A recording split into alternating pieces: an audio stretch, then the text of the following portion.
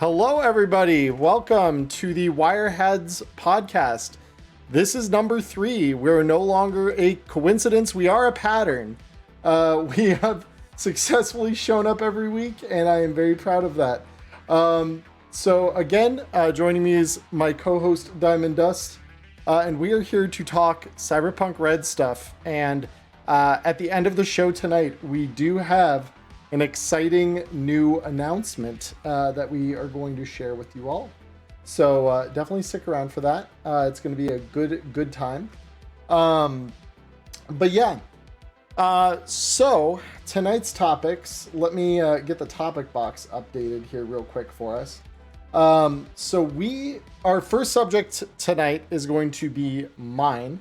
So we are going to be talking about tools that we use, both from the RTG supplements, DLCs, but also from other games, because Diamond and I both have a couple of other games that we have played. We don't just play Cyberpunk, we just mostly play Cyberpunk.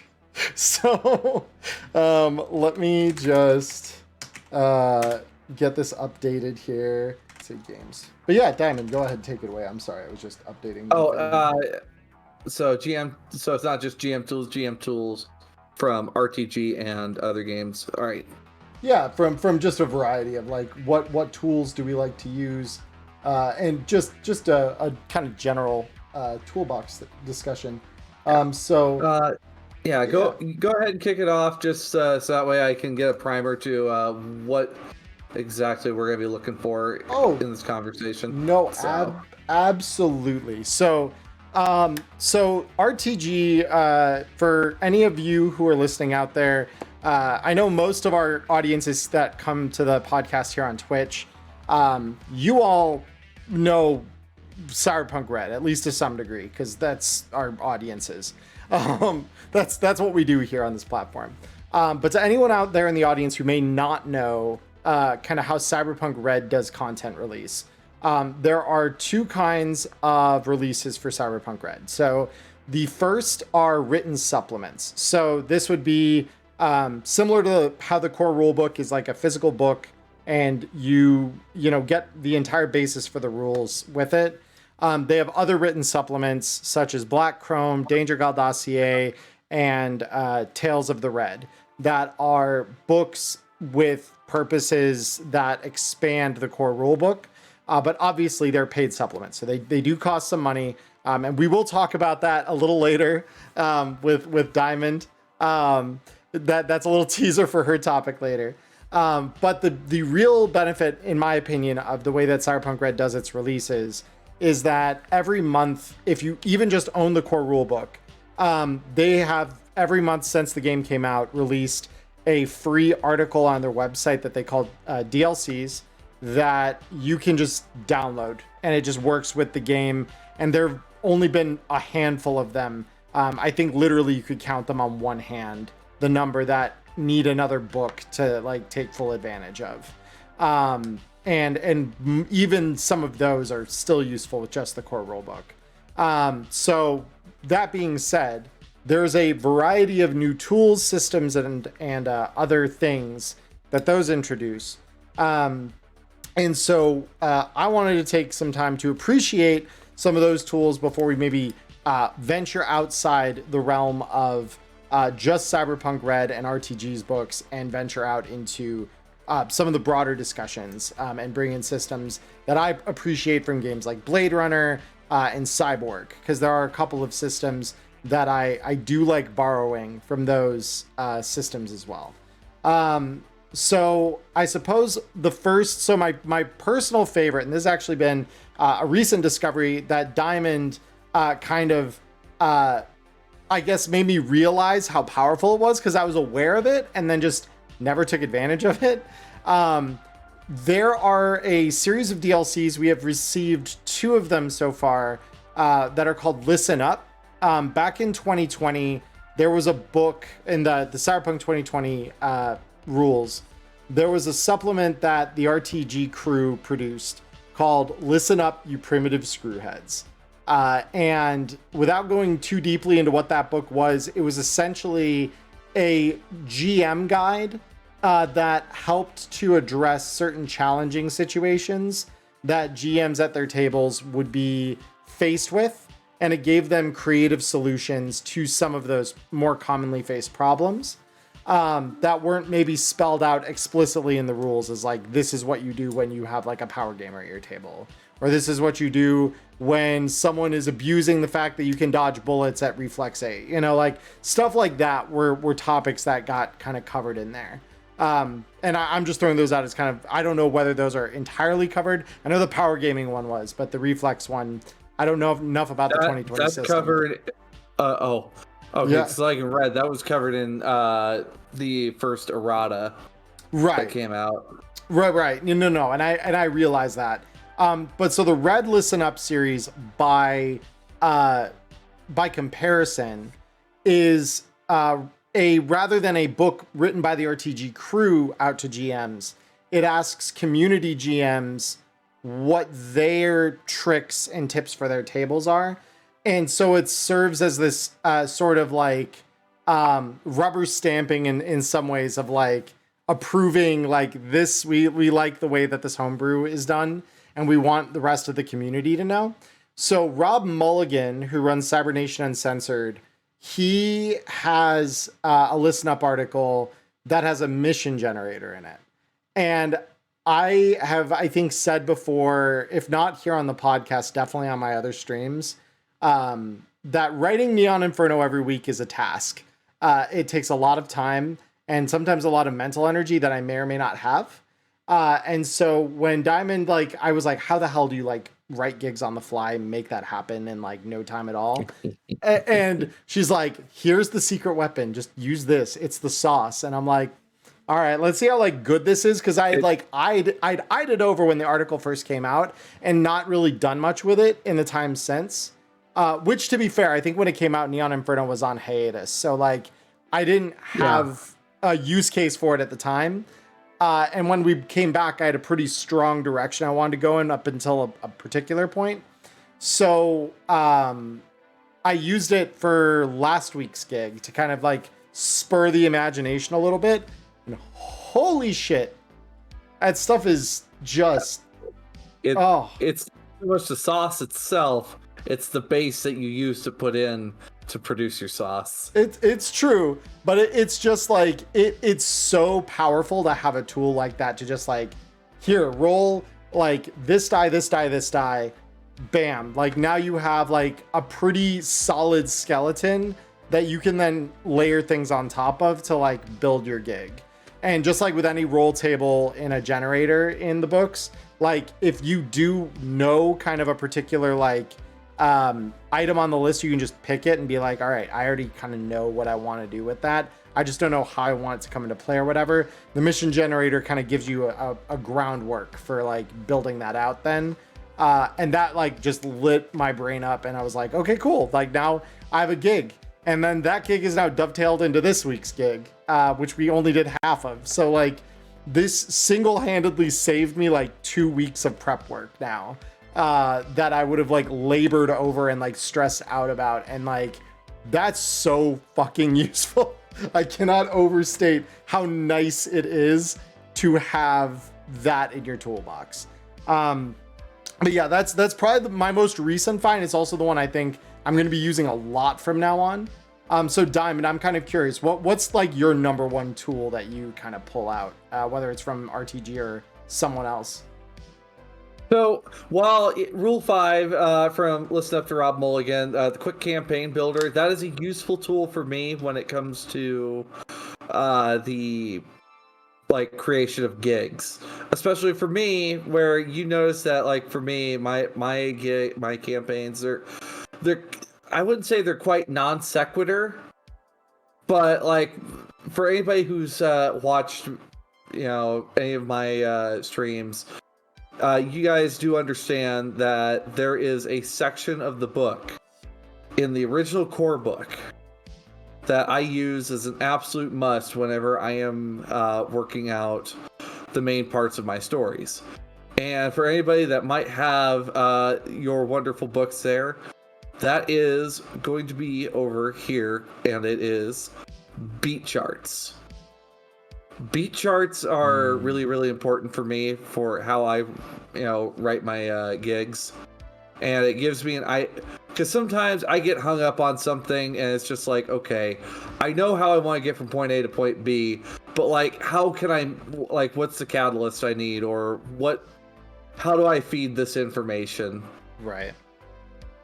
Or how do I add some spice to this? And the beat chart tends to provide a very, very good variety of just options here for me to pull from.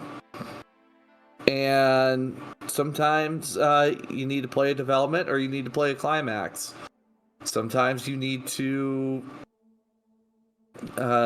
start off a story with a different kind of hook than what you're normally used to. Yeah. And I suppose I'm so sorry. I just the one other thing that really helps me really understand writing like campaigns and stories, and it's why I stand by it as one of my favorite supplements, hands down, that I recommend for any GM, is Tales of the Red Street Stories. Mm-hmm. I understand Black Chrome and Danger Gal Dossier provide a lot of world information in the sense of, like new gear. Players obviously love new gear, and you like to have some fresh NPCs for your campaign. Tales of Red Street Stories, if you need to learn how to write really good stories that are very well balanced for your crew, that's the book right there. Yeah. I agree to an extent. Like, I think, yeah, Tales of the Red is very valuable. I think it really boils down, though, to, like, if you as a GM have experience with other systems when you come to Cyberpunk, I think it's a toss-up. For me, personally, my personal taste is, like, I always recommend Black Chrome as, like, the first the first book after the core rules that, like, people buy, only because it expands several of the systems in the core rules. Like Nomad Access is a big one. The rules for, like, locating items is a big one. The whole economics chapter is, like, just really, really important, I think. And then the lifestyles in detail, which is another part of that kind of economics chapter. So, like, those three things are, like, they should, in my opinion, those should have been part of the core rules. The fact that they weren't is a little disappointing. I mean, Nomad Access less so, because Nomad Access kind of relies on, like, the vehicles that we get in Black Chrome to, like, really take use of that and make use of that. That said, the other stuff in the economics chapter, that whole economics chapter, is, like, really what let me understand, like, this is the way the Time of the Red works. So, like, that's my favorite tool out of Black Chrome, is, like, that chapter is gonna help you as a GM, I think, like, really understand, like, if you don't know how, like, a scarcity economy is supposed to work, that's gonna blow that wide open for you, and you're gonna, like, just have a much better understanding of all that on the other side. And, like, in terms of how you want to, like, roll dice to source things, if your players are looking for something, like, really expensive and they don't know a fixer offhand that would have the appropriate rank to, like, go find the thing, this will let them find the thing. But yeah, that's just my opinion, though. Like, I agree, though, if you're less familiar or less comfortable with writing your own stories, Tales of the Red does do a really good job, because, like, the scream sheets that are in the core rulebook are good. Like, those are good. Those will get you started. Red Chrome Cargo, again, swear up and down. Like, I think we talked about that last week. Like, that's another of those free DLCs, and I love that for an intro, but it's not lengthy, and it doesn't really follow a beat chart in the same way that Tales does.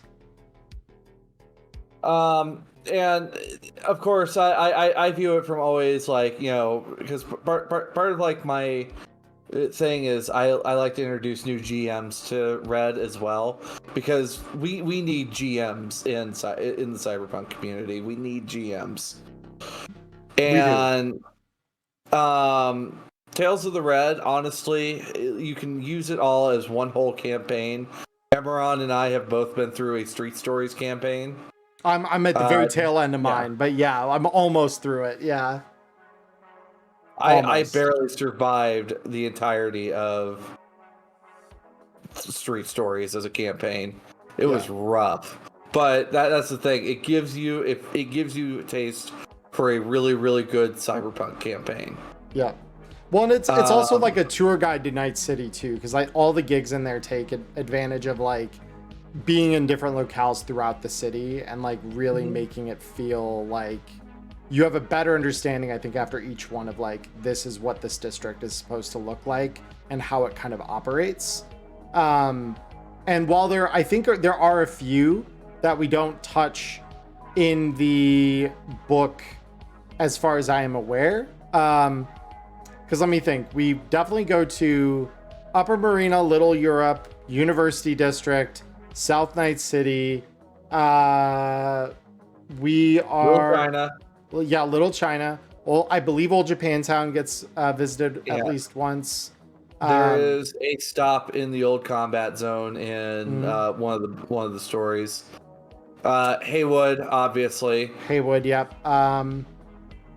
Pacifica, do you? Yeah. Pacifica does. Yeah. Hot Zone gets brought up. So I think like Watson and New Westbrook are probably the only ones that I can't think of.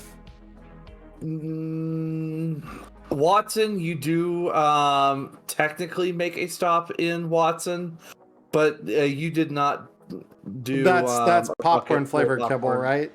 Yeah. Okay. That'd be why. Let me check with Drummer and the Whale, because I think there was also a stop in Watson as well. Yeah, one of your meetup happens in Watson, but it's a brief thing. Like it's like one scene. Yeah. Yep. And last but not least, New Westbrook. Yeah, that's where I'm like. Yeah. Well, you also hit Haywood Industrial and Rancho Coronado as well. So you do. Yeah. Haywood and the Executive Zone are the only places that you don't go to. Right. Actually, no, you do go to the Executive Zone. That's also part of popcorn flavored kibble, right? Smile. Anyway, I thought so. Okay. Yeah. I kind of got the vibe that it might be a one red night thing, but yeah, that's We'll get there. That's the gig that my party's on after like a year and a half. So that's maybe the other thing to talk about with that book in particular is like it's a great value in terms of like you'll get a lot of time out of it. Each gig takes like 3 sessions to clear, 2 to 3 sessions on average. A few of them took our group like 4 because we really got into the role play and stuff. So it's great. Like the book is great. It is a good tool. It's just a matter of like if you're on a limited budget, which would I recommend getting first? It is gonna just pretty much depend on like, do you want new stuff for your party? Do you want to have like a good template for long form adventures, or do you want to have like NPCs for your homebrew, as well as like rules for templating new ones? That's really where that's gonna like peel down if you don't own one of those books yet, like which one you're gonna get. Now, one other tool that Rob Mulligan provides. Now, of course, there's I don't know if you use it at all, but Rob Mulligan provides the Game Master report card. I haven't used it yet, but I should use it. But also, I would like to note John the Wise's notorious 3-goon method. Yeah, man, that's not bad, and it was. I will say that tool was probably more useful prior to Danger Gal Dossier. Now that we have Danger Gal, it loses a little of its luster, in my opinion, but like it doesn't lose it completely. It definitely still has its place. And it's something that I use when I need to I use it less for combat, I find nowadays. And I use it more when I'm trying to improvise on the fly for like, oh yeah, this fixer that I didn't roll a stat block for because I didn't really think that they'd be needing to be that important. Or like nowadays, it's not even that so much as like, if I need to roll something like a basic skill for them, like their streetwise or trading or something, I know what their bases are going to be for that, like offhand, just from what they are, that I could roll it. Like I just roll it with a D10 and not need the sheet to like tell me what that is. So that's where that three goon method combined with a little bit of intuition can definitely be helpful.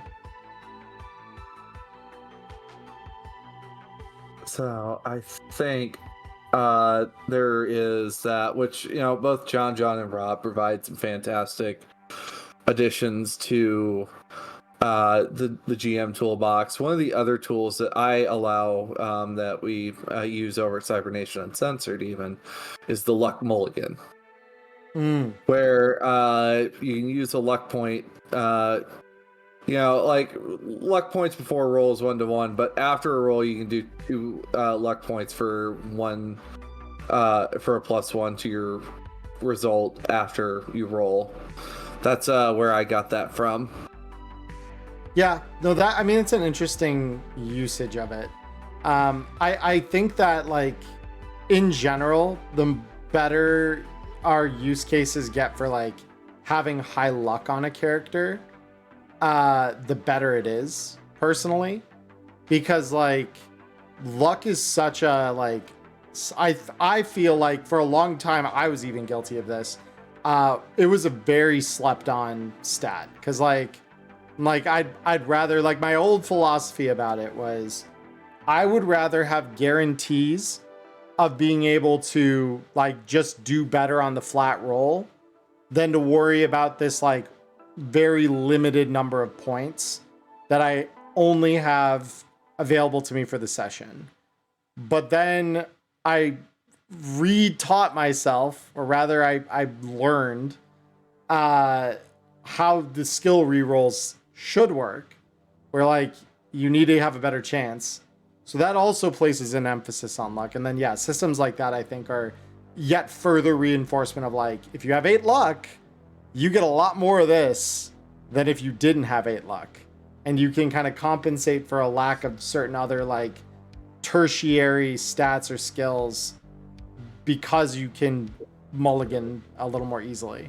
So I do like that idea. That is a good like kind of homebrew rule. Yeah. Oh goodness, trying to think, what other tools have I pulled for? There's like a whole cloud of different tools that I can pull from. This one actually comes from a time when I would be playing with back when I first started learning to play Dungeons and Dragons 3.5, and it's something that I've always preferred, and it's something that I've always referred to as minor yours. And in the case of the situation of Dungeons and Dragons 3.5, when you would level up, you got to roll a hit dice to add more points to your hit point pool. So a friend of mine who used to Justin, the one of the people from Threes of Crowd Games, which they're rebranding right now. Justin taught me about Minor Yours, which I've applied to Cyberpunk Red when it comes to humanity loss. So, when you are creating a character, you have standard humanity loss. Okay, it's like the 3, the 7, 14 standard humanity loss. But what I'll let people do is they can opt to take the standard humanity loss, or they can take the risk and have me roll it to see if they can bank for a better humanity loss, which it seems to be panning out in their favor more often than not. So You mean for the gamble, like when you gamble for it? Yeah. I've only got, someone's only gotten a bad roll a couple times, and that was like on very low humanity cyberware. Yeah, I know. As written, I know. Like, and this isn't to say, like at all tables, run your table how you run your table. But I know, like, as written, because this is how my group has always done it, whether I've run it or someone else has. At character creation, you take the average, which is that 1473, whatever. But if it's after, you have to roll it, because that's where you start getting into, there's a risk, right? Of like, if you're really low on humanity and you've got something that could take you over the edge, now that roll matters. So it's that's where I'm like, I find that sort of like risking it to be fairly interesting, can be really fun to like make the gamble and then have to live with the consequences too in some cases, where it's like, all right, I have like 20 humanity and I want to install something that has me losing 46 humanity. All right, well, like, 20 humanity, I've only got like a very low chance of like flying over the edge on that, because I need to roll like a 21 or higher on this to go fully Cyber Psycho and lose my character that way. But then like, you're like, okay, well, like if I roll under, I could end up with still like an empathy, right? But if I roll too high, like suddenly you're cooking your humanity down to the single digits, or if you're really unlucky, negative. And I always found that like that gasp when you realize like, oh, I've got 2 humanity left. Because like a lot of my groups, for some reason, either me or the players in my groups, that I'm either a player or a GM, and we like writing that line. And it's like, there's always like that moment of like, is it going to happen? Is this the moment where character flies over the edge and becomes a full-blown Cyber Psycho? So that angle of it, I've always quite enjoyed, kind of looking at it from that angle. And like with the option to take a static number, you can just plan around it a lot better. And that's boring. Planning and power building like that is boring. That's my opinion. But yeah, it is interesting, because it is like, I know in D&D especially, they have a lot of rules that you can do where it's like, here's the average. So you could just take the average if you want to keep it simple, or you can roll for it and see what comes out of that. And I know when I was GMing D&D, like I would roll pretty much all the time. But that is like for systems in the game where like taking the average isn't maybe as like beneficial or detrimental, right? Where it's more of like a middle ground sort of thing. That could be an interesting way to resolve it. Because I know we are starting to see more and more systems where that could be a useful thing to keep in the back pocket. Because one of the things I had a player who they kind of gimped themselves on the empathy. And well, we were sitting there and they were like, well, Dia, do you think maybe instead we could roll to see how well this goes for me? And I was like, well, I mean, we can, or else you'll just have to live with the consequences of what you've done.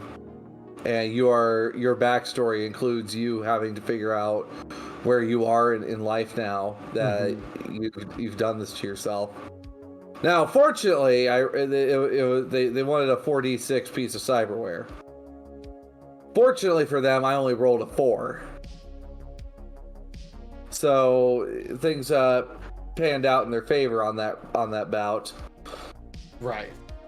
And other players have said, is it okay if maybe we did that? Now, yeah, the average is 7, but sometimes you might end up with 8. Sometimes you might end up with 5. I've had times where I've rolled minimum humanity loss for people. Right. Though I kind of am wondering if maybe I want to extend that out to now when the players roll humanity loss, they roll it, but they can take the risk of choosing what's behind the curtain. And I think that's exciting. That could be exciting, because then it adds some of that unpredictability of like, do you take the chance that might be a lower than what you rolled? Like, because that's the thing. The static numbers in high stakes systems like that make it less impactful, I think, overall. Kind of depending on how things shake out. But lower high gambles are really, that's fun. That is fun. And it's part of like why in Cyberpunk, I like, don't get me wrong, I understand why we have the standard numbers. I totally understand. I understand why people want to go with those because it's safe. You're able to plan around those numbers. You can account that thing will take 7 humanity loss from me. Right. But also at the same time, I don't like that because for me, Cyberpunk's a narrative game, and what mine and yours is a tool to help add that level of risk to the game that causes that kind of tension. Yeah. Good tension. Yeah. Like, I think at the bare minimum, like, if you were to be able to use static values, you can only do that as long as your empathy remains above 3. Like, once you're at 3 or less empathy, you have to start rolling your checks. That could be a fun way to kind of diversify, because it's like, yeah, I know myself, right? Like, I'm pretty comfortable in myself. That's what being 3 or higher in your empathy represents. The moment you dip below 3 empathy is when you start losing that sense of your humanity and things start getting less predictable. So that could also be a fun way to like model that, instead of it being a like, it's always on the table to be like super safe and just take your average, or to like, you know, always have to take a huge risk potentially and like lose as many as 3 empathy all at the same time because of how much you rolled, right? Like, I think both definitely have a place there.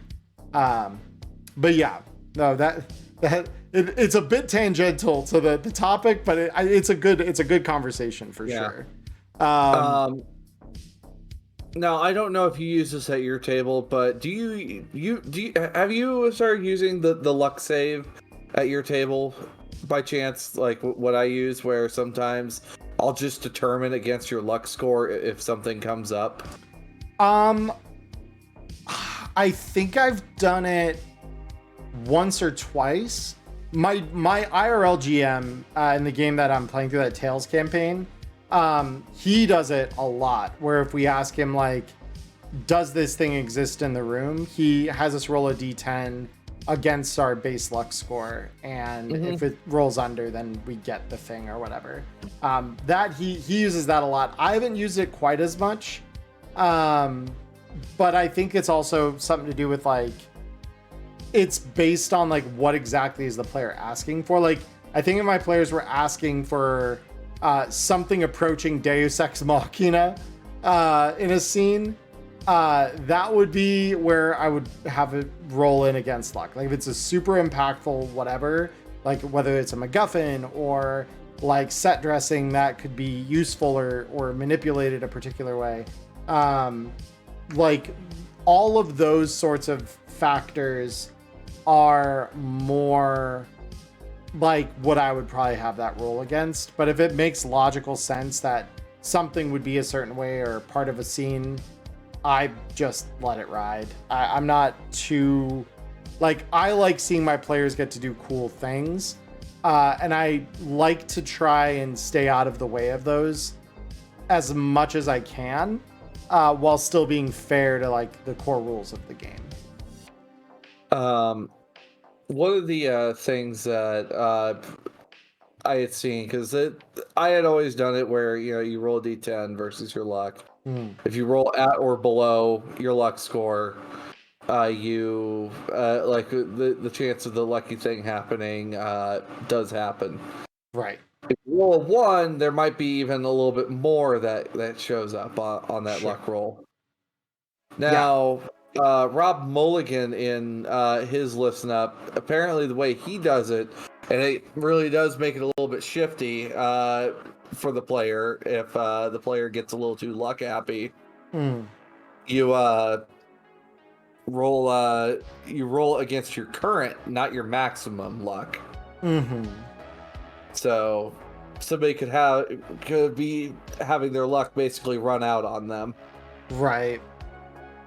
And I think that there's a case to be made for that. again, my whole thing whenever I'm implementing rules that aren't written in the book directly, my sort of like sliding scale for it, and this definitely applies, like when I think about implementing a new rule or a new system, my first thought is to like, how easy is this to use, and then how easy is it to abuse, right? And if it's too complicated to use effectively, I won't do it.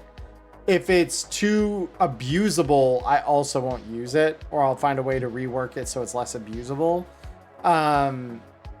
Because that's like the one thing that I'm like, I give James Hutt in particular a huge amount of credit for his work on balancing the game. In that he was like, it's very intentional, clearly, that like when you have a thing, right, like martial arts, for example, right, that seems really, really, really powerful when you build for it, you need something sufficiently powerful to kick back against it and act as a check.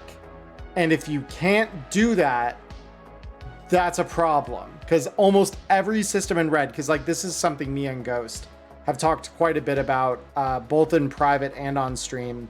And like whenever he was learning the game, basically, and he was picking up a new concept for the first time, he's like, well, what if I just did it like this way? What if I just did this? Wouldn't that just break the game? Like, wouldn't this just happen and then everything's broken?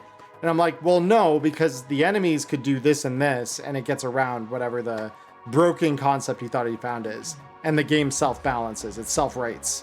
And he's like, oh, that's weird. How is it that it keeps doing that? Like, we always have that. So I try to judge new rules and how they're implemented in a way that like strikes that same middle ground. Because it's like, obviously luck is something only the players ever have, right? So it's something that like you never want them to be able to run too far and away with it, but you also want them to be able to like have a reason to use it. And I find that, yeah, walking that middle line of like, is this something like, because if they ask for a Deus Ex Machina, yeah, I'm going against your current luck. And if you have no more luck, then sorry, Deus Ex Machina doesn't happen for you. It just doesn't happen. Oh, I suppose is another tool that we, both you and I, we actually touched on today during Cyberpunk Red. From your classic times of tabletop games, when we figured out who was going to start off the card game match, we pulled the classic rule of high roll. Yeah. High roll is I mean, that's a tale as old as time. If you and a opponent have a consequential tie potentially, and you need to like determine who gets the advantage, who goes first, whatever, yeah, you high roll it and just see what you get. And yeah, I mean, I think that one's very ubiquitous, especially like tied initiative. We use that. I've always used that rule like for tied initiative. But yeah, in card games, it's more like, yeah, roll to see who goes first rather than like flip a coin or playing rock, paper, scissors or whatever. Like, it's less manipulatable. It's all luck based then. And it's fair, right? Because there's all kind of tricky ways you could flip a coin or manipulate a like a rock, paper, scissors game to like gain an advantage. Dice rolls, you never can. So that's definitely worth mentioning. So another one of the tools that are like actually in the game that we've recently seen that they have every intention of like continuing to update, and this applies whether you own the book, like all the books, like all the supplements and stuff, or if you just have the core rulebook and the DLCs. But they have an article for the Night Market appendix that they released in November, yes, I believe. And like they just updated it with a bunch of the stuff that's come out since. And just having a single resource document to tell you like, here's where you get this item from, like this is where its stats are located, and having that be a universal document for like all your paid supplements, all your DLCs that bring gear into the game, like that is so useful. Like, it's so fucking useful to have that and to have that be a thing. So I love that document. I think I don't know who was there, but all I know is because we were in the middle of some thing on FF14 as per usual when a DLC drops. Yeah. I'm not even gonna go on that one whole, but when that DLC dropped, I like, I don't know. It's just like when you get excited over, a brand new dishwasher or something. It's like, oh my gosh, this is useful. It's gonna make my life easier. But then, I see some players like, why do we need this? Where's the gear? Yeah. It's like, yeah, it's all here in the book. Nice and neatly arranged for you to come find it. I just want guns. I don't care about this new system. I don't care about the MMO that has a TCG inside my TTRPG. The thing is, though, is I had a player that got mad about this, but then upon them looking at it, they're like, what is this gun? Upon using the Night Market Appendix, they found their new favorite gun. That's cool. So it's just like, well, have the tables turned. Yeah. No, that's reasonable though. I think that's like that I mean, it's a great use and bit of publicity for the Night Market Appendix.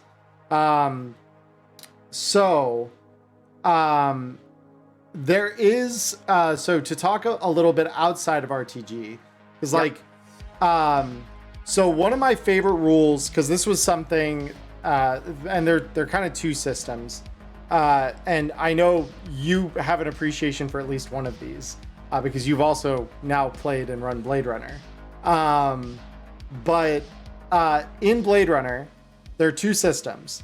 One of them, which is the one I think you're going to have an interest in talking about, is the countdown and how that can help you structure events happening in the background. The one I want to talk about that I don't know if you and I have ever talked even privately about this, but the chase rules from Blade Runner are... We've touched on chase rules. I didn't have a chase initiate though during my case because you guys did not trigger a chase. Right. But in the rule book, basically what they do is they extrapolate. So all distances, even if you're shooting guns and stuff or moving around in a combat, it's not precisely measured on a grid like other TTRPGs. So it boils into it being you're either close, near, medium, far, very far, and then I think you're gone basically. It's like how Modifius handles combat, where it's zone to zone instead of distance to distance. Right. So that is how I tend to now kind of look at chases in Cyberpunk Red. Is I use a very similar system to that. That just extrapolates the range bands, because that's basically what they're there for, right? And when you're dealing in especially aerial chases, that really quickly can build up distance between the two vehicles and stuff. So yeah, in Blade Runner, the way it works is you make your maneuverability check or whatever I think it is for that game, and then push to get further away, and it's it's a contested roll. I need to look it up again to see the exact way it plays out. But so the way Blade Runner's chase system works, you're either using your stamina and I think it's athletics. Basically, you have your predator, prey, pursuer, and pursuee. Not sure what. Basically, pursuer and pursued. So the pursued is trying to get away, put as much distance between them and the pursuer, while the pursuer is trying to capture the pursued. Right. One of the other tools that the GM has to really spice things up to either help the pursuer or the pursued is during rounds, players have to determine what their action will be before the end of the round, because the GM may throw something that will completely throw off your players. Right. And they have to have the correct response to match the GM's obstacle they put in the way. Like today, actually, during Start Playing, the Nomad was doing a getaway for the crew during a heist, and I decided, okay, we're going to put up a low bridge and also a sharp traffic. So basically, it was going to be a tight squeeze for both the Nomad and the Biotechnica AV that was chasing them. Right. The Biotechnica AV horribly failed, causing them to crash into the overpass. Oh, God. Not only that, this Biotechnica AV had its armor chipped away, and it went from 100 hit points to I think like 48 hit points, and then the rocket pods, because I rolled a luck check against the pilot, and the pilot had a very bad day that day. I ended up blowing up both the rockets to see what would happen to the area, and nobody survived. Yeah, I would imagine so. Like 2 instances of 8d6 damage will do that to a poor person. Holy shit. But yeah, ultimately, I think the way I look at chases is that they add a level of dynamism, and it's less, I think, confusing than trying to say like, okay, my vehicle has this move statistic, your vehicle has this move statistic, so if given X number of rounds, I'll just get away. Like it adds that little bit of dynamics to it. Yes. And like obviously you need to like figure it out for Red, because the way that it and Blade Runner handle their checks and successes is pretty vastly different. But you definitely can make a system that works, and I've extrapolated it enough to like get it to be useful at my table. So that's been really fun to play with. But Diamond, I know you and I have talked at length about Countdown, and it's something that I know you've been exploring more recently, as you kind of have like been doing a little more exploration into Blade Runner and like looking at writing your own stuff. Yeah. We could maybe jump on that, but I know you because I've had a little bit of a look at Cyborg, but the mission generator for Cyborg. Do you want to bring that one up? Yeah. So fun fact, guys, if you've never played Morkborg or Cyborg, both of them, well, Morkborg in particular is really cool for this. Morkborg has a free version of the game. I think I've mentioned it on the podcast here, and definitely on my other streams before. Morkborg has a free version of their rules that's like just text. No art except the cover page has art in it. Like no pages are covered in the art spreads, which is, in my opinion, like part of the reason you would buy that book in the first place, for the art spreads. They're really pretty.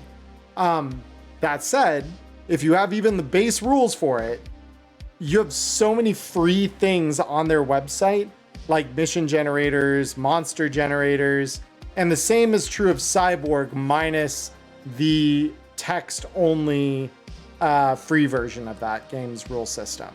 So you do need to buy Cyborg, but it has a mission generator that's like, it basically gives you who's hiring you, what are you going after, what is it's like who's hiring you, what's the job, what's the complication of the job, and then what is the enemy force you can expect to face in process as you do the job. So it adds a little bit, it's similar to Rob Mulligan's, which is why I thought that was such a cool thing to have, because it really does a good job of, I think, contextualizing roll tables and random tables just for Cyberpunk Red. But Cyborg has a little more variety. Like Cyborg has, I'm gonna pull up my digital copy of the book real quick, because I just want to get the number right. But suffice it to say, it's a lot. They have a lot of different permutations in there beyond what I think Rob's tables allow for. So if you're not quite getting a perfect fit in your red mission generator using that, you definitely will get it in the cyborg one. So yeah, I'm just gonna load that up here real quick, and I can kind of explain then like how it works precisely. But yeah, let me mission generator. Here we go. So yeah, so it's a D20 table for the contact. So you're contacted by someone on behalf of someone else. Both of those are D20 tables on their own right. The reward so you are hired by person on behalf of other person or entity who promises something, right? And that is given to you if the group then does, and it's got another D20. So like, again, each of these are D20 tables, so you have basically twice as many outcomes. And it's like, it just goes on and on and on. The location somewhere in like a section of the city, so it gets districts involved. It's protected by a certain level of security. Location features, like what's the distinctive feature, what's a hidden feature, what's an additional danger of the area, like it could be flooded with radiation, it could be flooded with toxins, it could have like unknown creepy crawlies in the walls or something. So yeah, it just is very granular. So if you want something that like works in a cyberpunk setting, but that you might need to like massage it a little bit to get it to fit in red directly, that is a fantastic extra tool. I love that tool.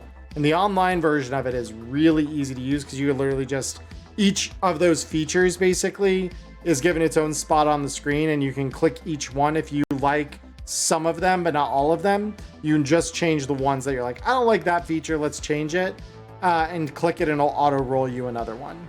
And that's a free tool. So like if you go to the Cyborg website, if you Google Cyborg, Cy_Borg, it will give you their website and you can look at the mission generator there. That's a really awesome tool that I quite like. And then finally, the countdown that was mentioned, this was a tool from Blade Runner. I am going to go fetch the countdown from Electric Dreams here. Yeah. And with what the countdown is it's not so much like, events that lead up to the climax. These are events that happen due to your actions during the campaign. Or lack of actions. It's passage of time. Yeah. It is honestly one of the few things that I have seen in any case that I have ever touched. Like Electric Dreams. And I'm not going to go into specifics because I don't want to spoil it. It's such a good story. It is. It's really well written. The way the way they talk about it in each book is that there's the countdown. The countdown, when the passage of time happens, it causes you to experience events that could either be positive or negative in response to what you have done. So, for example, and I imagine this would be, not too much of a spoiler, but you're supposed to go see a PR representative for Wallace, which is, the big corporation of Los Angeles in that setting. They're kind of like an Arasaka or Militech analog from like Cyberpunk would be the way I'd probably describe them. They're the biggest, most important corporation in probably the entire world. Yeah, and the thing is if you don't go to meet this person, something happens where, you know, it might not be bad, but it can still cause some hindrances and frustrations. Right. Other things that could be included on a clock is, well, the countdown, which the way I've done the countdown to help me keep track of the passage of time is I get like a 12-hour clock like for a graph. And if this is specifically if the job takes place in a day, and I have it set so that way after like so many hours, if something does or does not happen, you know, news reports get out, or this is just stuff that helps me keep the world alive and breathing. Yeah, well, it may not impact you directly, but go ahead. Yeah, I think that the countdown's most powerful aspect personally is that it gives you a framework for detailing what the enemy force is doing.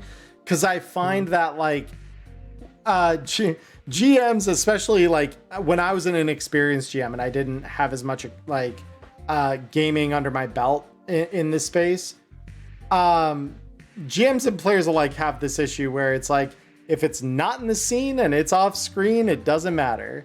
And it's like nothing's happening over there until it comes in later and it matters. And the countdown gets around that problem. It makes it so you have like a very tangible, like the players don't see it. So the players still like, they're just living their lives, making their choices as they would normally. But it really organizes your thinking as a GM as to like, what is the enemy force doing and getting done?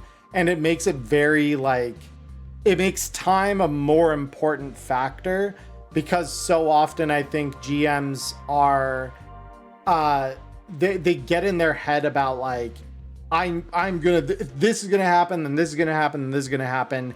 And then the moment that their players choose to do something a little different and deviate from this like really linear route they've created, all of a sudden it like goes, whoa, how do I get back on track? And with the countdown, you already know what the enemy force is doing. So it makes those adjustments just way easier. You don't need to like think about how that is going to resolve itself. It just resolves itself because you already know if the players go to this other place, the enemy is over here doing this when they're doing that. So like, this is how the events then play out instead, right? They don't necessarily have to go to a particular spot. It's just that if they do, they'll find out the information you want to at the pace you want them to know it. If not, it could be a hindrance to them, or it could help them. They maybe get a leg up. They connected dots quicker than maybe you gave them credit for, right? They thought ahead of you faster than you expected them to. So that happens. Or you shoot the guy in your apartment and all of a sudden your GM is like, oh damn, you're not going to just take the job he's offering. So with the countdown from Blade Runner, I've used it before, and well, basically for some people it is how much longer are they going to hold out until the other shoe drops, and for some that time is coming sooner than others. And well, so far Larry had actually averted one of those things from happening over in Control-Alt-Delete. Yeah. So, you know, I was like, I'd like to think Larry's played things pretty smart up to this point. I'd like to think I've piloted him pretty well. All right, I'm trying to think if there's anything else from any other games that I've... Ooh. Like, the only thing that, like... And this is, like, something that I haven't even done yet, but it's a consideration that, like, I've thought about, is using the ferocity system or, like, some variant of it in Cyberpunk Red from Dragonbane. Really? Yeah, because, like, so, again, audience, this is the realm of experimentation. This would require some testing, which is why I haven't done it yet. But have you ever had a situation where your party is so powerful, so monumentally endgame scaled, that even when you're throwing someone with base 16 evasion and melee attack against them, they're somehow still wiping the floor with their face? Yep. I propose the following solution to that. What I refer to as double hardened bosses, which is when a hardened enemy is no longer good enough, that enemy, as a conditional hardening effect, gets a second count in the initiative that you roll second for them, basically. So they roll initiative twice and act on both initiative counts, rather than it being just one. My question is it going to be like the Basilisk situation from Dragonbane, where if you have, like, the more players that are present, adjusts the ferocity of the psycho, or if there's outlying effects, would adjust how ferocious that's going to be. And that's where it needs a little testing and refinement. I think it works on groups of 4 or more pretty reliably that way. It just in theory, right? All of this is theory. None of this has been tested. I do not endorse this as like something to use at your table. However, if you do use it, please tell me how it worked for you over on Discord, because I would love to hear your experience so that I may use it to inform my implementation later. But yes, double hardening an enemy. I was thinking about, you make a cyberware or something where, like, it's tied to their, it's tied directly into like another implant or something, and it would implode. So the players never can get a hold of this because it will be destroyed beyond repair. But it would enable them to then, take a little extra action. And if you have 4 more players, that would probably still be fair. But I probably wouldn't expand it beyond 2 initiative counts on the same initiative track. I would probably restrain myself there, because any more than 2 and you're really starting to, like, you're big breaking your action economy stuff. Okay. Yeah, but I think that is a one way to, like, further combat power gaming when it rears its ugly head. Like when it really is like, what do I do? Like, I've had times where I've thrown base 18s against my party and they've still beaten it. So I'm like, the only other thing that I could do is doubling the number of actions that thing gets in a round. And like, that is it. So yeah, that is a rule that I've thought about implementing. And I suppose one tool/rule that I want to implement, though, that I really liked from Dragonbane is the ability to push dice. Pushing's in exchange fun. For something.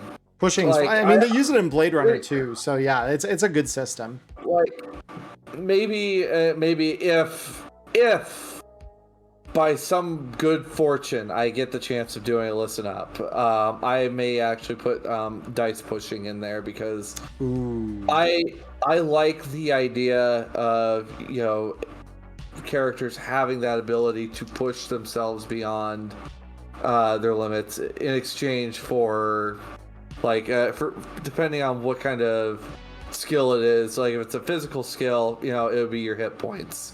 If it's a mental skill, probably your humanity. Ooh. That's Your humanity is also linked to how well you handle stress, it seems, because if you're put in stressful situations, it can lower your humanity. And you suffer like a D6 humanity for the momentary stress of it if you push. Ooh. I like that. That's fun. That's fun. You do something absolutely inhuman, or it's questionable, like what you've done to yourself to do so, and right. I think the only thing hindering pushing in Red is the fact that it's not a binary success or failure in the same way that it is for Blade Runner. Yeah. Where like that one, you either roll a 6 up or you don't. And it's like, or like there's technically 3 states, right? You've got a success, a failure, and a critical failure. And it's only the critical failures that the push punishes. So in that sense, actually, no, that could work.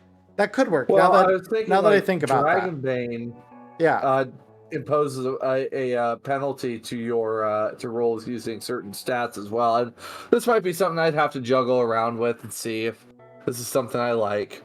But we should discuss and test it off camera. Like I'd be down to see how we implement that into Red. Like because dice pushing is fun. Advantage and stuff is always something that I'm like because we have a light advantage rule in the achievements DLC that I'm like, this is cool. I would love to expand that to other things, like to have like inspiration die system or something akin to it, to allow for like certain rerolls, but like having that be very metered in terms of like how many rerolls you're giving a player or whatever. But yeah, that is a couple of experimental systems maybe that needs further examination. All right. I think we're ready to move on to the next topic. We'll take a short gap here. Yes. Get on over. Yeah. So before we do move over, I want to remind all our viewers on both my stream and Diamond stream that in the event you have questions, we do have a shared document that we will be putting your questions onto. If you do have questions for us at any point during the stream tonight, please put them in chat. Even if we don't respond to them right in the moment, we will add them to our sheet. And the last segment at the end of the episode will be a QA segment where we go through and kind of talk through as many of those as we can given the time we have left.